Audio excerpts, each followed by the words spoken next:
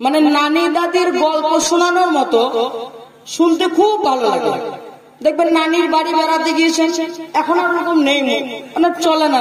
আগেকার দিনে ছিল বেশিরভাগ যে নানি দাদির বাড়ি বেড়াতে যাওয়া, ওখানে গিয়ে নানি দাদিরা গল্প শুরু করতো, আর নানি এইটা বলো ওইটা বলো শুনি, গল্প চালিয়ে যাচ্ছে, শুনেই যাচ্ছে। তো ওই রকম জলসার মেহফিলেও গল্প শুনেই যাচ্ছি, চলেই যাচ্ছে। আমাদেরকে শোনার সাথে সাথে আমলটাকে বাকি রাখতে হবে। আর আমল যদি আমার আপনার মধ্যে না থাকে তাহলে শোনাটা বৃথা। ভাই বুজুর্গ দোস্ত, হক দুই ধরনের,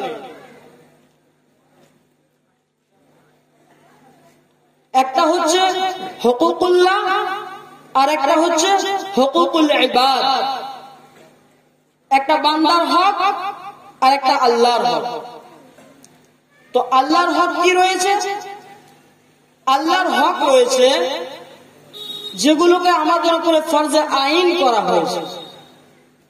ফরজে আইন বলতে নামাজ, রোজা, যাকাত ইত্যাদি ইত্যাদি, এগুলো আল্লাহ তাবারক ওয়া তাআলার হক, অর্থাৎ আমাদেরকে মানতে হবে। কারণ আমাদের পরিস্থিতি কেমন জানেন? আমরা শুধু নামে মুসলমান।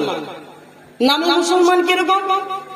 যে আব্দুল করিমের ছেলে আব্দুল জব্বার, আব্দুল সাত্তারের ছেলে আব্দুল কাদের।